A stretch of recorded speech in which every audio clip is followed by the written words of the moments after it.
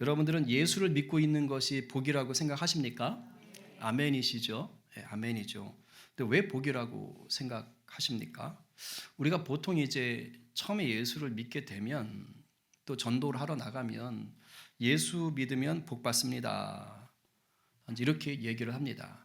근데 적어도 지금 여러분들이 예수 믿는 게 복이라고 생각하십니까? 할 때 제가 볼 때 그래도 한 99% 이상은 본질을 알고 말씀하실 거예요. 그러나 이제 신앙생활을 갓 하시는 분들 또는 예수님을 신앙생활을 오래 했지만 예수님을 인격적으로 경험하지 못한 분들은 예수 믿으면 복 받는다 할 때 그 복을 뭘로 생각합니까? 이 세상 기준의 복으로 생각합니다. 그러니까 세상에서 누리는 것, 그야말로 부귀영화, 무병장수를 예수 믿으면 누릴 수 있는 복이라고 생각합니다.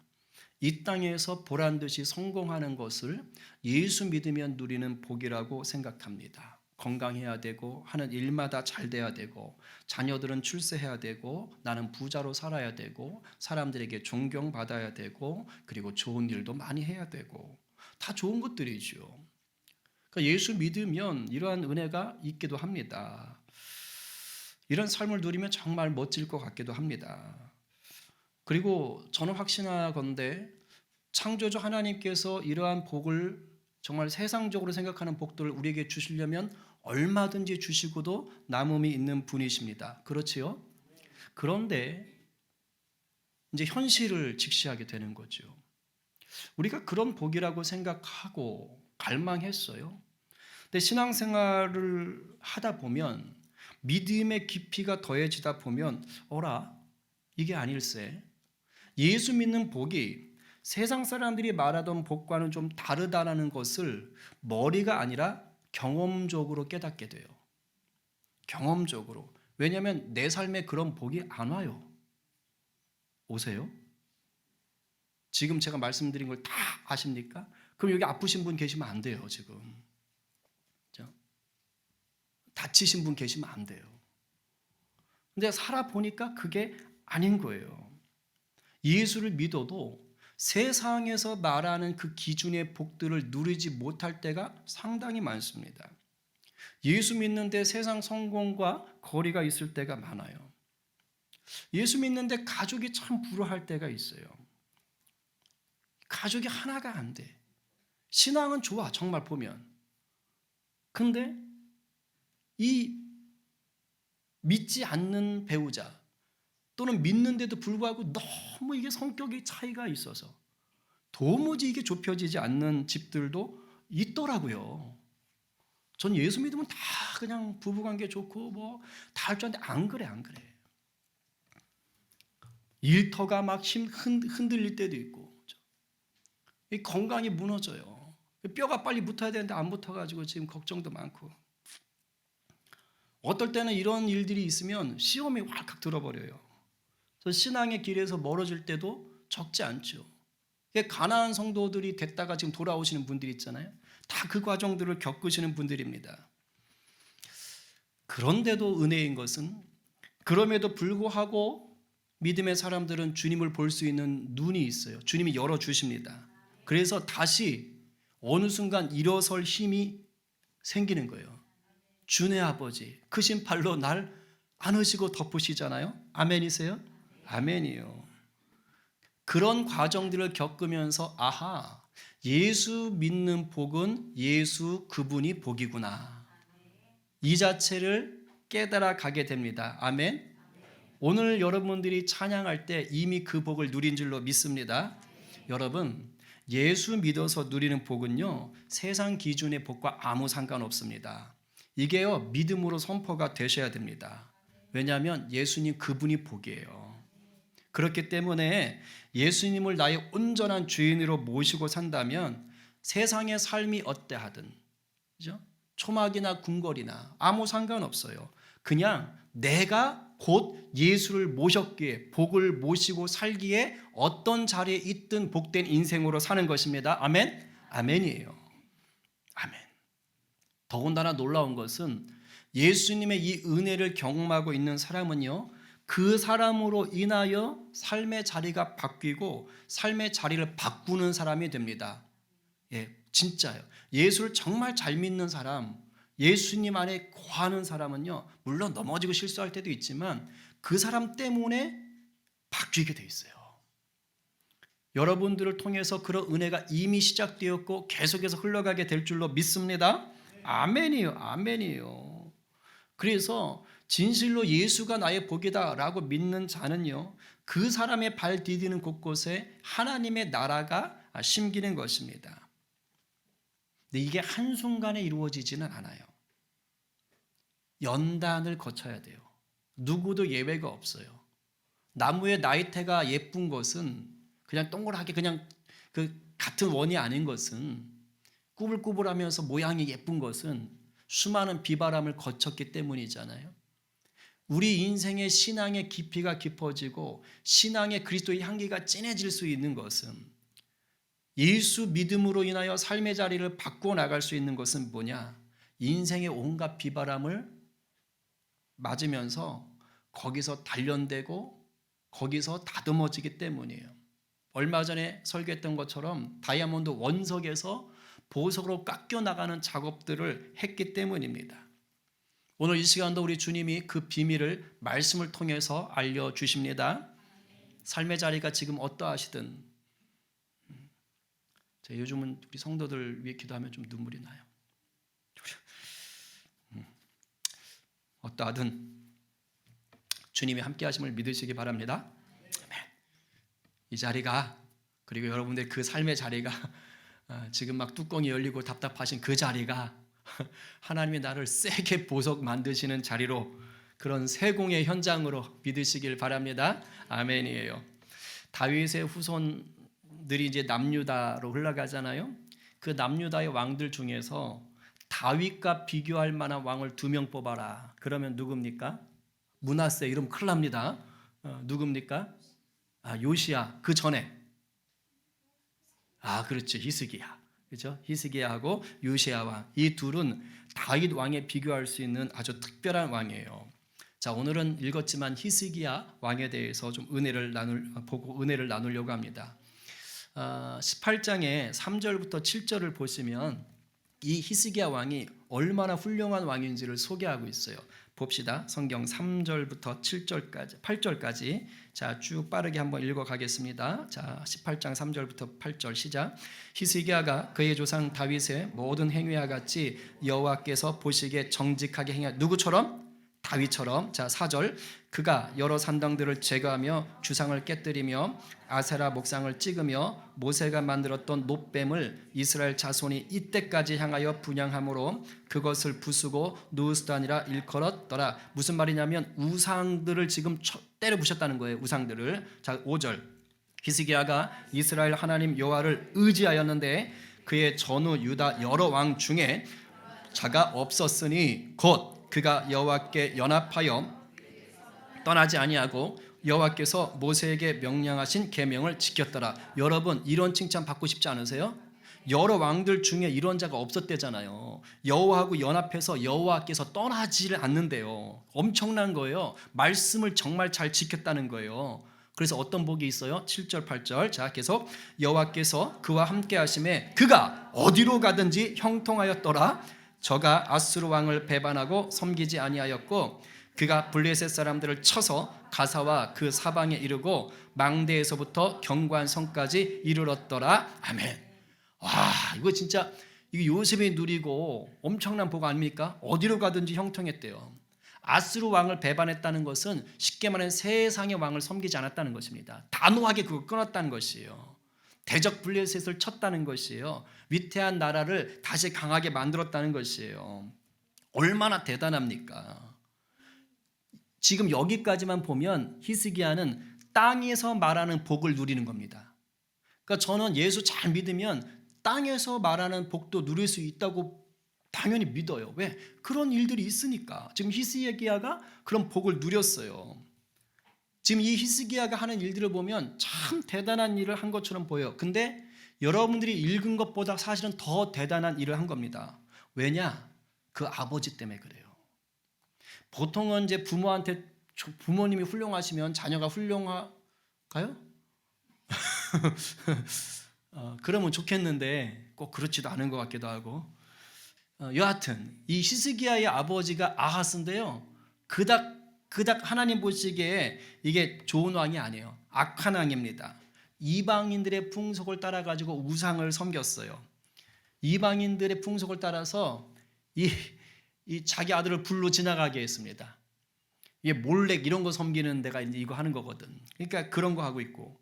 그리고 성전이 아닌 곳에서 산당과 삼위에서 니네 마음 놓고 제사해라. 그러니까 잘못된 방법으로 마음 놓고 제사하게 한 거예요. 그러니까 잘못된 예배를 드리게 한 것이죠. 거기다가 지금 아까 이 히스기야가 아수르를 배반했다 그랬잖아요. 왜 그러느냐? 왜 이 말이 나왔느냐? 아버지가 아수르한테 나라를 바쳐요. 아수르를 의지해서 지금 옆에 있는 아람하고 북이스라엘이 지금 자기를 공격하려고 그러는 거예요. 그래가지고 아수르 왕한테 내가 조공을 바칠 테니 절 좀 구해주세요. 아람하고 북이스라엘 좀 때려주세요. 그래가지고 조공을 갖다 바칩니다. 여호와의 성전과 왕궁 곳간에 있는 은금을 갖다가 아수르 왕에게 바쳐버리는 거예요. 그러면서 저를 지켜주세요 한 거예요. 이거 뭐 하는 거예요? 속국이 된 겁니다. 알아서 갖다 나라를 바치는 거예요. 그것도 모자라가지고 이 다메섹에 갔다가 거기 제단에 있는 우상을 섬기는 제단을 보고 오 멋있는데 거기서 그거 설계도를 줘가지고 여호와의 성전 앞에다 그걸 만들어 놓는 거예요. 이방 우상 신을 그리고 섬기고 있는 겁니다. 그러니까 하나님이 싫어하는 짓은 다 골라서 한 거지요. 이랬던 아버지였다고요. 히스기야가 그걸 봤어요. 아빠가 그러는 거를. 그거 따라가기 쉽잖아요. 근데 그런 걸 다 부정한 거예요. 그런 걸 다 없애고 지금 하나님의 말씀을 따라간 것입니다. 그러니까 이게 쉬운 일이 아니에요. 그러니 하나님이 복을 주실 수밖에 없잖아요. 그럼 자 여기까지만 보면 우리가 흔히 생각할 수 있는 이 하나님이 주시는 복의 공식을 따라가는 것처럼 보여요. 뭐예요? 이전 세대의 죄악된 행동들을 끊어버리고 다 버리고 이제는 주의 말씀을 따라 순종하였더니 하나님이 복을 주셨더라. 댕댕댕댕댕. 이렇게 복의 공식으로 딱 진행하고 있단 말이에요. 이게 흔히 뭡니까? 우리가 성도들이 간증할 때 하는 간증 중에 하나잖아요. 내가 죄를 버리고 옛날에 막 살고요. 세상에 이랬고요. 그랬는데 하나님 만나가지고요. 그걸 다 버리고요. 새벽 기도부터 시작해가지고 예배란 예배 다 섬기고 봉사란 봉사 다 하고 막 금식하고 11주하고 했더니 하나님이 이렇게 복 주셨습니다. 우리가 이렇게 말할 때 그러면 또 성도들이 받으면서 아멘 하면서 막 도전 받잖아요. 이게 일명 하나님 믿고 복 받는 복의 공식 1번.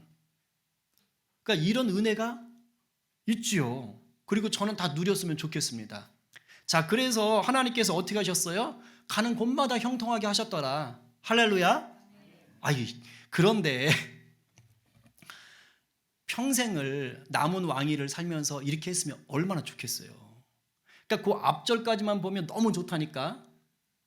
복의 공식에 따른 간증이 딱 나온다니까요. 근데 인생이 그렇지 않더라 이 말입니다. 이렇게 엄청나게 칭찬을 받은 이 히스기야 왕에게요.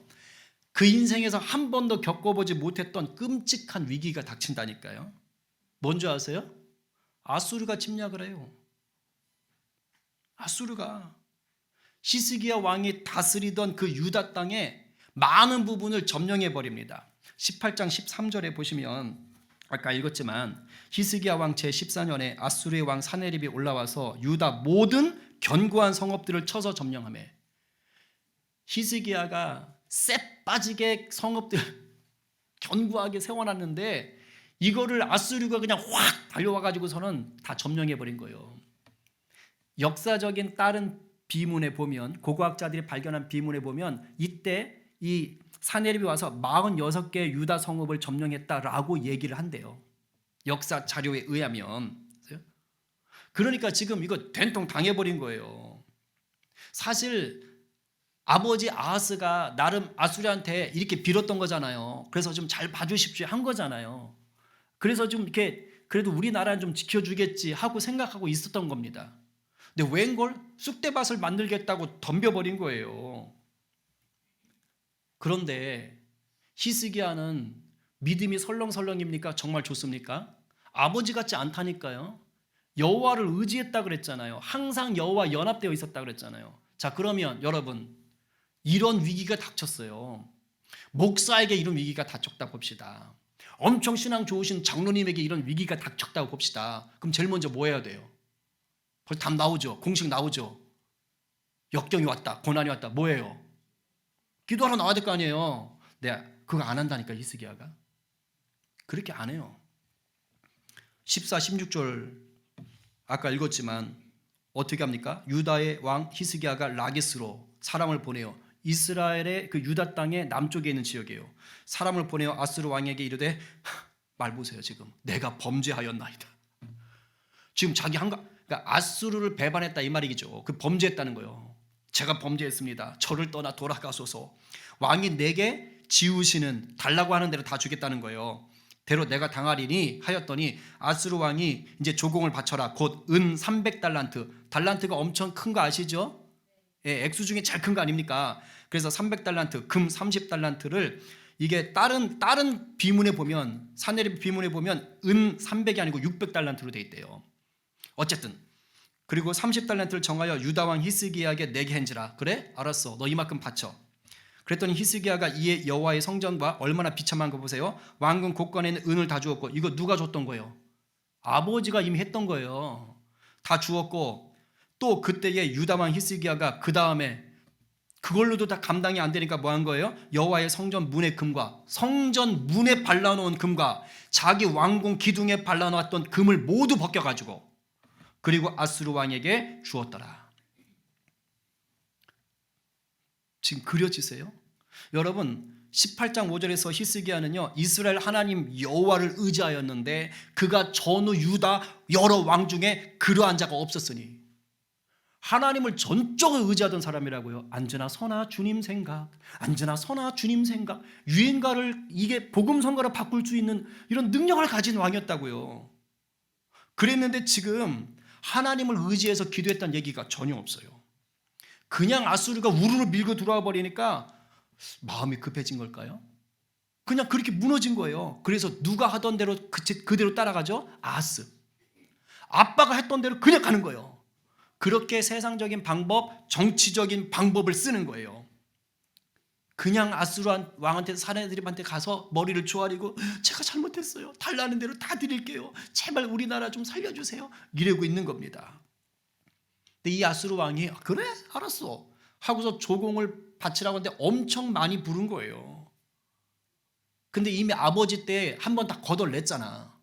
그러니까 지금 이 곳간에 있는 것은 히스기야가 열심히 다시 나라를 재건시켜가지고 왜 블레셋도 막 점령하고 했다 그랬잖아요. 나름 부강하게 했는데 그걸 다 갖다 바친 거예요.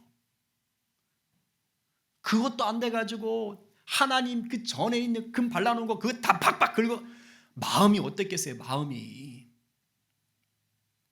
하나님을 그렇게 열심히, 아스야 하나님을 안 섬겼으니까 죄책감이라도 없겠지. 히스기야는 하나님을 섬긴다는 그 왕인데 그 성전에 있는 금을 벅벅 벗겨서 갖다 줘야 될 때 그 마음이 얼마나 힘들었겠습니까? 얼마나 비참하고 얼마나 비굴했겠어요. 정말 약 마시고 죽고 싶지 않았겠어요? 그렇게 갖다 바쳤다고요. 근데 더 중요한 건 뭔지 아세요? 그렇게 조공을 바쳤으면 아수르의 왕이 유다를 봐줬을까요? 그게 아니라는 거예요. 그랬으면 봐줘야 될 거 아니에요. 봐달라고 조공 바친다고 해서 줬는데 달라는 대로.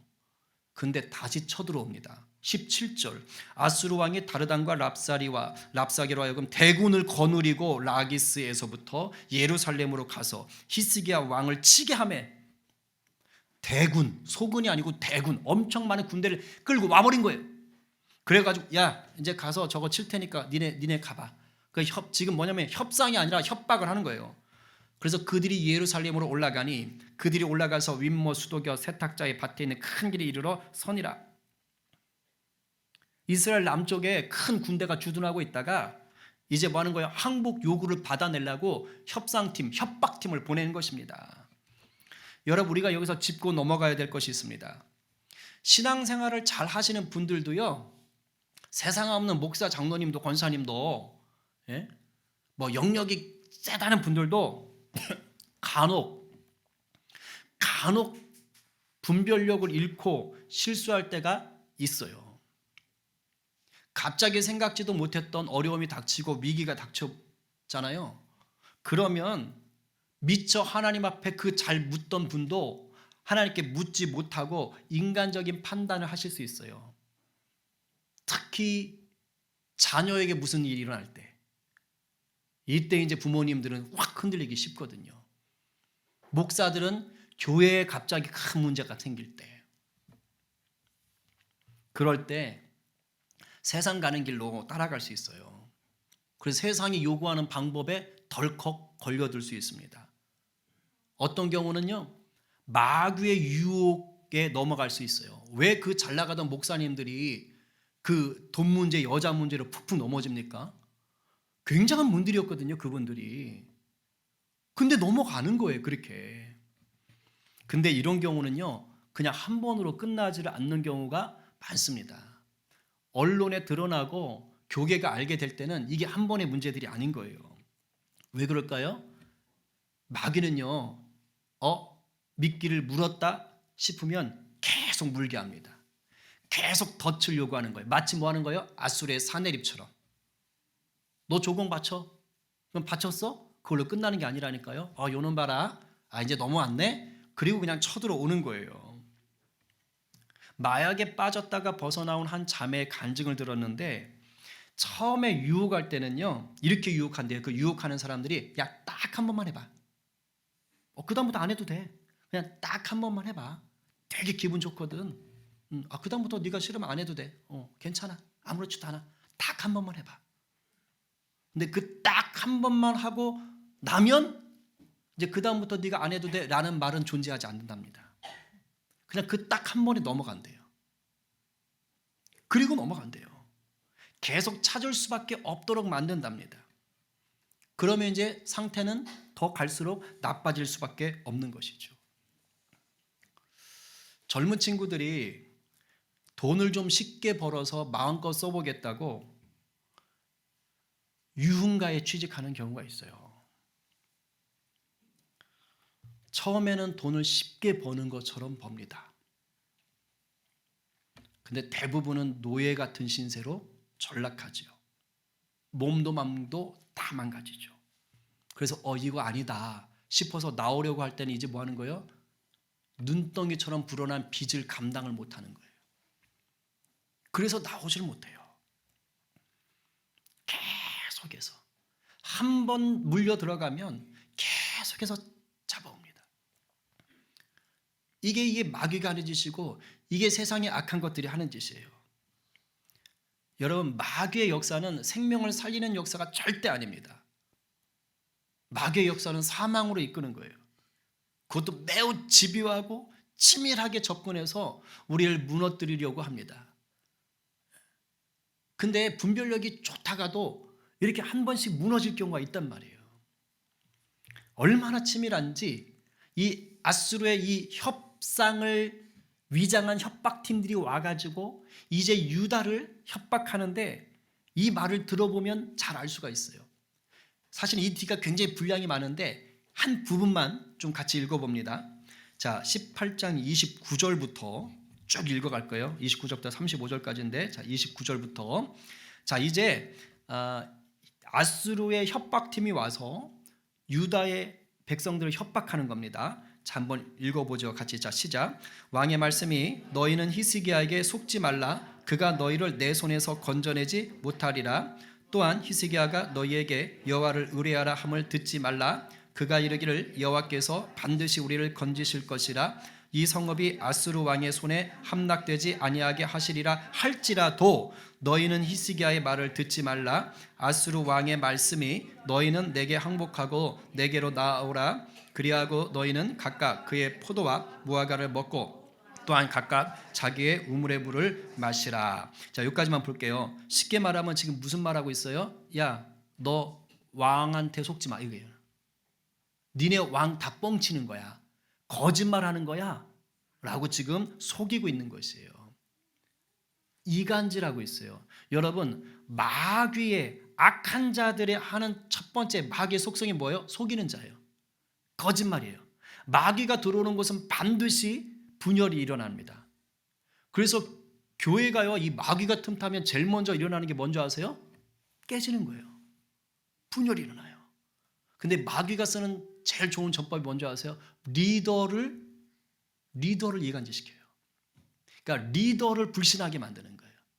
교회가 됐든 가정이 됐든 뭐 나라가 됐든 어떤 기관이 됐든 이 공동체 안에서 리더를 이간질시키는 겁니다. 그러면 그때부터는 이제 막 일파만파 끝나는 거예요. 지금 딱 그 얘기를 지금 하고 있잖아요. 이 마귀가 하는 짓을 그대로 따라가고 있는 것입니다. 그러면서 야, 나한테 와. 나한테 오면 니네가 잘 살 수 있어. 그래서 얼마나 교묘하게 하는지 봅시다. 자, 32절부터 내가 시작. 내가 장차 와서 너희를 한 지방으로 옮기리니 그곳은 너희 본토와 같은 지방 곧 곡식과 포도주가 있는 지방이요 떡과 포도원이 있는 지방이요 기름나는 감람과 꿀이 있는 지방이라. 너희가 살고 죽지 아니하리라. 히스기야가 너희를 설득하여 이르기를 여호와께서 우리를 건지시리라 하여도 히스기야에게 듣지 말라. 이 말 보세요. 아니 지금 하나님께서 젖과 꿀이 흐르는 가나안 땅을 주셨는데 지금 뭐래요? 하나님처럼 얘기하고 있는 거예요. 야, 내가 니네를 옮겨갈 거야. 그곳에 젖과 꿀이 넘치고 있어. 그곳에 풍요로움이 있어. 내가 주는 것이야. 이렇게 지금 꿰고 있는 것이에요. 33절부터 시작. 민족의 신들 중에 어느 한 신이 그의 땅을 아수르 왕의 손에서 건진 자가 있느냐? 하맛과 아르밧의 신들이 어디 있으며 스발와임과 헤나와 아와의 신들이 어디 있느냐? 그들이 사마리아를 내 손에서 건졌느냐? 민족의 모든 신들 중에 누가 그의 땅을 내 손에서 건졌기에 여호와가 예루살렘을 내 손에서 건지겠느냐 하셨느니라. 참, 지금 이제 하나님을 모욕하고 있는 거예요. 하나님을 모욕하고 있어요. 지금 자기가 힘이 더 세다고 하는 거예요. 그러면서 실제적인 증거를 보여주는 거예요. 야, 내가 지금 이 나라도 망쳤고 이 나라도 망쳤고 이 나라도 점령했고 이 나라도 점령했고 나랑 붙어서 나를 이긴 나라 있어? 없잖아. 심지어 바로 니네 바로 위에 있던 너희와 한 형제라던 그 사마리아 북이스라엘도 멸망했잖아. 내가 점령했다고. 내가 가장 힘 있어. 라고 지금 얘기하고 있는 거예요. 그러면서 하나님 여호와가 예루살렘을 내 손에 건질 수 있겠냐? 니네 하나님 나 못 이겨? 라고 지금 얘기하고 있는 것입니다. 처음에는 그 공동체의 리더를 이간질하면서 전체 공동체를 깨려고 하고, 그리고 하나님이 줄 수 있는 것 내가 줄 수 있다고 하고, 그 다음 내가 하나님보다 더 세라고 해서 하나님의 자리를 탐하는 자로 나가지요. 이게 마귀의 교묘한 집요한 전략이에요. 하나님의 자녀들이요, 하나님 품에 거하지 못하도록 아주 기를 쓰고 속입니다. 뭐라 그래요? 하나님 떠나서도 얼마든지 행복할 수 있어 라고 얘기하는 거예요. 얼마나 무서운지 몰라요. 그리고 이 아수르의 속임수처럼 얼마든지 이 자료를 막 제시하기 시작하는 거예요. 그러면서 예수 안 믿어도 얼마든지 행복하고 예수 믿는 너가 왜 그 모양이야? 왜 친척이나 친구들 만나면 그런 거잖아요. 너 근데 예수 믿는다며? 예수 믿으면 복 받는다며? 근데 너 왜 그렇게 살아? 명절 때마다 막 기분 나쁜 소리 듣기도 하잖아요. 암에 걸렸어? 왜 예수 믿는데 왜? 하나님 고쳐주신다더니 왜? 왜 망했대 왜? 하나님 부자라며? 우리 집 봐. 지금 빌딩이 3개야.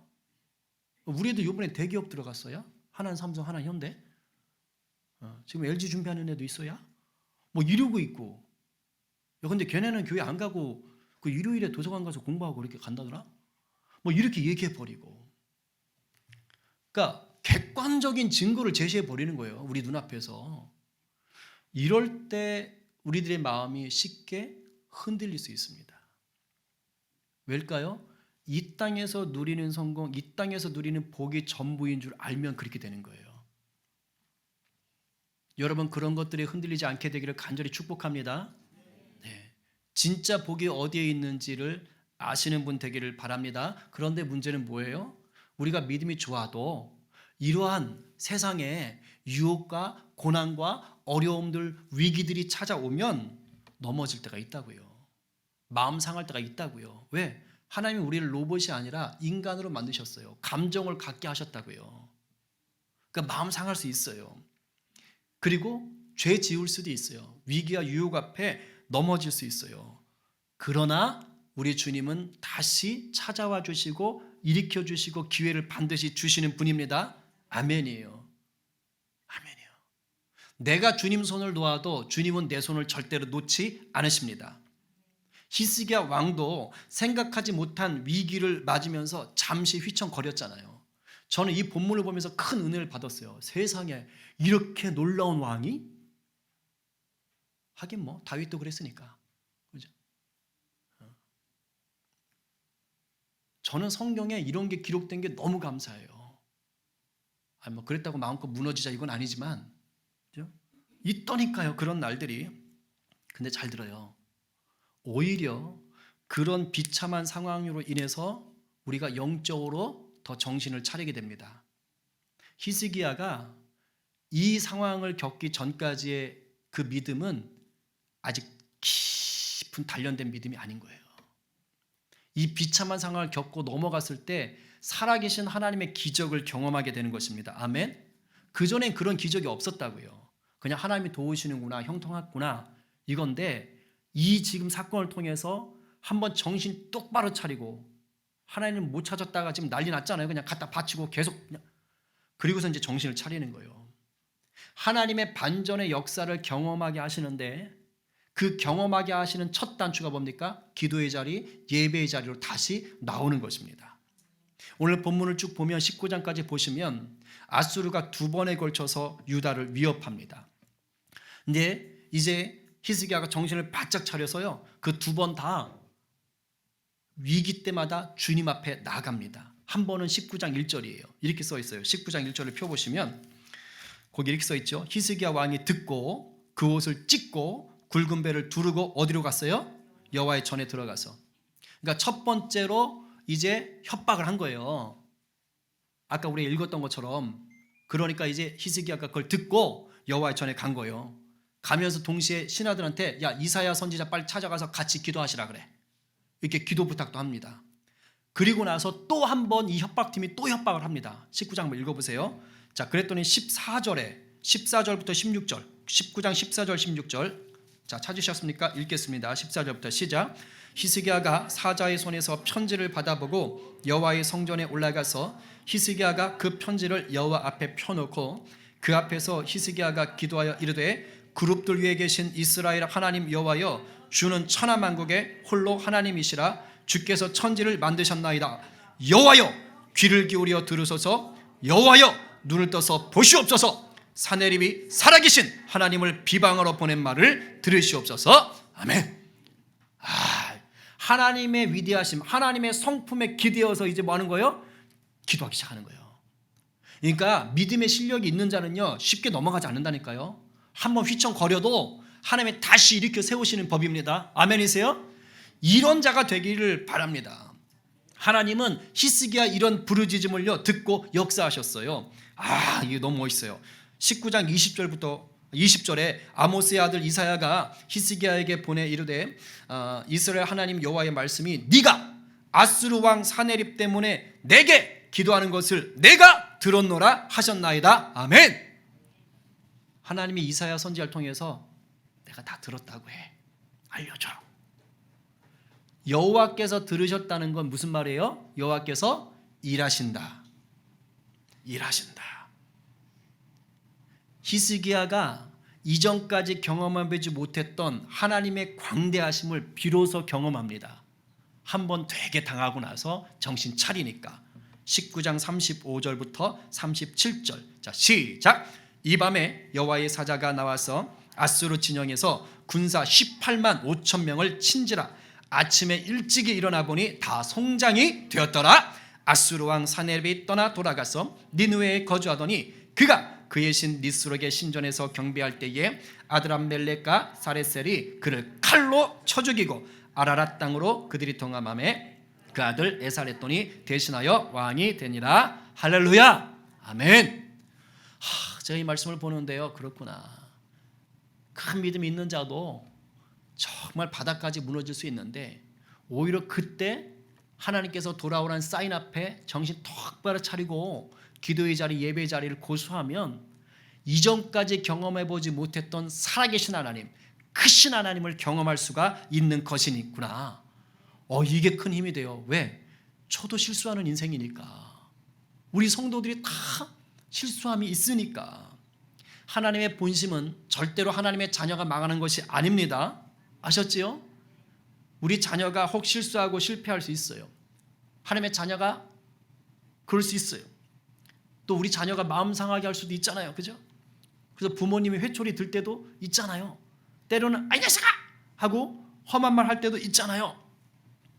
때로는 자녀가 잘못을 해서 그 죄악 때문에 겪는 고통이 있을 수 있어요. 감옥이라도 들어가 봤어요. 그러면 부모가 대신 살아줄 수도 없잖아, 지금은. 그런 그 고통의 시간을 부모가 같이 울면서 견뎌야 될 때도 있습니다. 근데 사람은 능력이 없지만 하나님은 그런 과정들 통해서 치유하시고 회복하시고 역사할 수 있는 능력이 있는 것이에요. 한 번에 18만 5천 명을 죽일 수 있는 능력이 있습니다. 우리 주님은 우리가 바닥을 칠 때도 거친 파도 날 향해 올 때도요, 그 속에서 일하시는 분이에요. 그 속에서 하나님을 바라볼 수 있는 눈을 열어주십니다. 그래서 놀라운 역사로 인도하시고 은혜로 이끄시는 것이에요. 때로는 그 역사가 내 생각과 다를 수 있습니다. 그러나 하나님의 일하심 속에서 그 카이로스의 시간 속에서 하나님은 우리를 정금같이 빚어가시고 우리를 통해서 또한 하나님 나라를 만들어가는 거예요. 그게 바로 여러분들의 삶의 자리인 줄로 믿으시길 바랍니다. 아멘이에요. 오늘 누가 실수와 실패, 고난과 슬픔 속에서 더 놀랍게 일하시는 내 주님을 바라보시겠습니까? 오늘 누가 우리 인생을 무너뜨리려는 이 마귀의 집요한 공격에 예수 이름으로 부르짖어 승리하시겠습니까? 오늘 이 말씀 앞에 아멘으로 화답하시면서 예수님 앞에 무릎 꿇는 저와 여러분 모두가 되기를 간절히 축원합니다. 아멘입니다.